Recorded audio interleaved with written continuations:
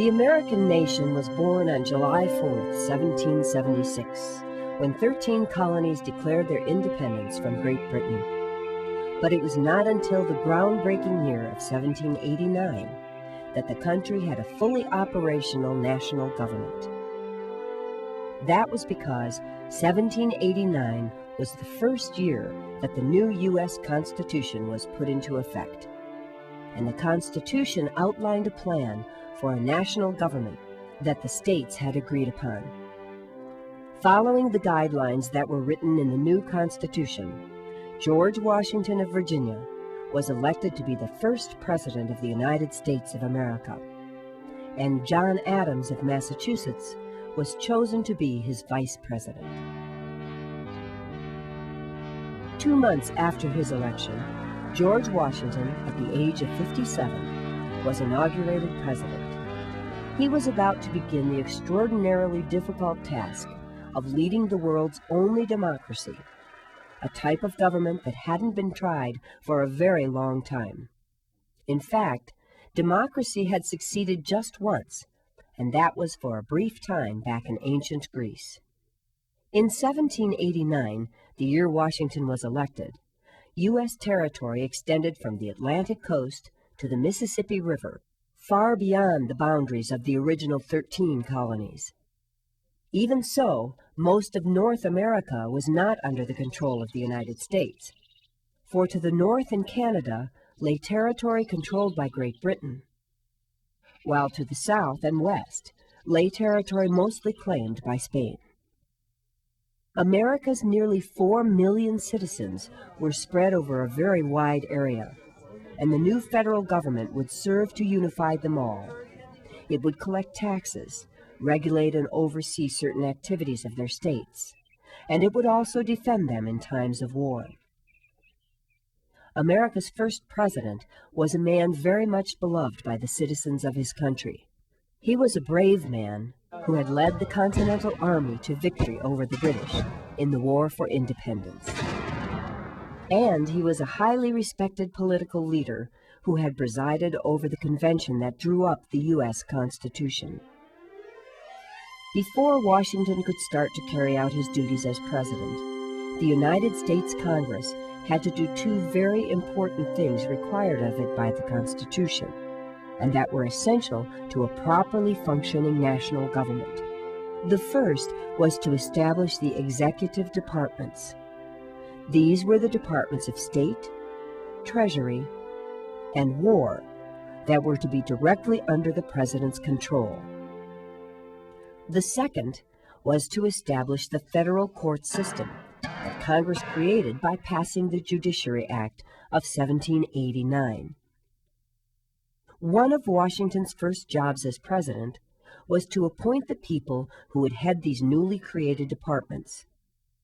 He chose Thomas Jefferson, minister to France during the Revolutionary War, to be his Secretary of State. Jefferson would deal with the nation's relations with foreign countries. Alexander Hamilton, a trusted military aide during the Revolution, was chosen to be his Secretary of the Treasury. Hamilton would deal with the nation's financial matters. Henry Knox, a Revolutionary War hero, was selected to be his Secretary of War. Knox would oversee the nation's defense. The heads of the 3 executive departments were the president's closest personal advisors and made up his first presidential cabinet. Furthermore, President Washington nominated John Jay, a prominent lawyer and figure in New York politics, to be Chief Justice of the new Supreme Court, the nation's highest court. And as Washington continued to choose people to serve in the federal government, James Madison, United States Representative from Virginia, proposed 10 amendments to the new Constitution called the Bill of Rights that were designed to safeguard personal freedoms. And as America struggled to put together its new government, a revolution broke out in France in July of 1789. The repercussions of the French Revolution came to have a profound effect on United States foreign policy throughout the 1790s. In January of 1790, the U.S. Congress met here at the Pennsylvania State House in Philadelphia, the place where the Declaration of Independence was signed. This building was to serve as the country's temporary capital while decisions about a new U.S. capital city were made. In 1790, one of the most urgent orders of business for the U.S. government was to come up with a way to repay long overdue debts incurred during the Revolutionary War, including such things as the back pay owed to soldiers. Treasury Secretary Alexander Hamilton worked out a controversial repayment plan to meet this goal.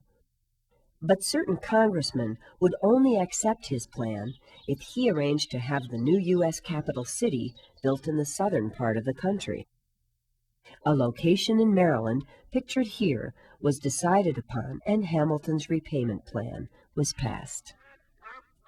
Then, not far from here along the banks of the Potomac River, President Washington selected the exact site where the federal city would someday stand. Interestingly, the spot he chose was just a few miles upstream from his home at Mount Vernon.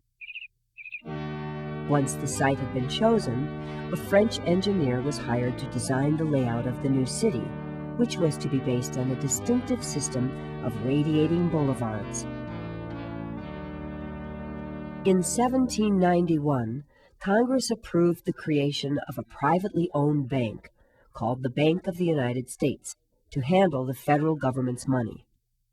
Alexander Hamilton had personally worked to have this bank created, for he believed it would help strengthen the government politically and economically.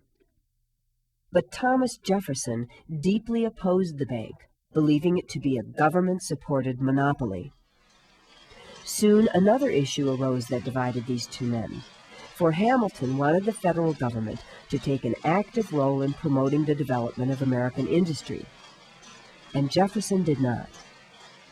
At this time, industrialization was just beginning to take hold in America. In fact, the factory in Rhode Island seen here, called Slater's Mill, opened right around the same time Hamilton was making his proposals to Congress. It was the first factory in the nation where water-powered machines were put to use in textile manufacturing. Machines like those in Slater's Mill had brought tremendous wealth to Great Britain, and Hamilton wanted the same thing to happen in the United States. To achieve this goal, Hamilton wanted the federal government to make payments to people who open new factories, and to enact protective tariffs, special taxes on imported goods. Under this plan, there would be an added incentive to build factories, and untaxed American manufactured goods would become more affordable than similar foreign products upon which taxes were paid.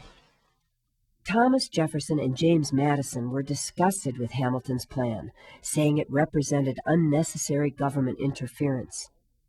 It was their belief that the federal government should play only a small role in the lives of the American people.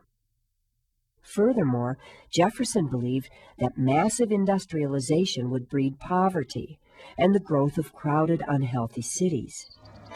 In contrast to Hamilton, Jefferson envisioned an American nation based on small, independent farms, places where a much more wholesome way of life could be pursued. In the end, Jefferson's view prevailed in Congress, and Hamilton's plan for the industrialization of America was defeated. Differing views on government, such as those voiced over the issue of industrialization, were what gave rise to America's first political parties. And by the time the national elections were held in 1792, Alexander Hamilton, John Adams, and their supporters had formed the Federalist Party to promote their vision of a federal government that played a large and active role in American life. In opposition, Thomas Jefferson, James Madison, and their supporters had put together the Democratic-Republican Party to promote the idea of a country with a small federal government that rarely interfered in the lives of its citizens. While the first political parties were forming, 2 new states were added to the United States. Vermont was added in 1791, followed a year later by Kentucky, the 15th state to join the Union. 1791 was also the year the Bill of Rights was ratified by the states. And thanks to this document, Americans were guaranteed the basic freedoms of religion, speech, right to free assembly, the right to keep and bear arms, the right to a speedy trial, and so forth. Slaves, however, were guaranteed no such freedoms under the Bill of Rights, because technically, under the law, they were considered to be items of property. In the early 1790s, the Pacific coast of North America was quite isolated from the United States. No overland route existed to the Pacific shore, and it could only be reached by ships that rounded the tip of South America. There were only a fraction as many people living in the West because European settlement had only begun in 1769, shortly before the outbreak of America's War for Independence. That was the year that Spain started building a string of missions in the region known as Upper California. And so Spanish and Native American cultures, not English culture, dominated the Pacific coast at the time George Washington was in his first term as U.S. President. Back then, the lands north of Spanish California, a region now called the Pacific Northwest, was a place where Europeans had yet to settle. It was a pristine wilderness of towering waterfalls and dense forests, where there were villages of native people that carved incredible masks and totem poles. In 1792, a group of Americans explored this amazing coastline by ship. Their leader was a man named Captain Robert Gray. During these explorations, Gray and his men discovered the mouth of a majestic river, the largest on the Pacific coast, that he named after his ship, the Columbia. In the next century, Gray's explorations proved to be of enormous importance to the United States, because they served as the basis for America's claim to the vast Oregon Territory.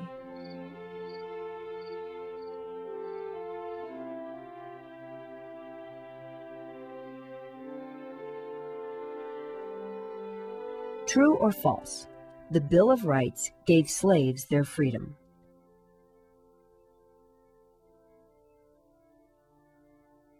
True or false? The Federalists wanted a small role for the U.S. government.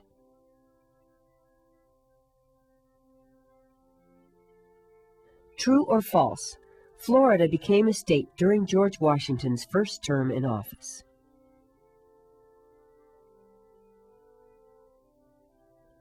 True or false? John Jay was the first U.S. Secretary of State. True or false? Robert Gray's exploration served as the basis for America's claim to the vast Oregon Territory.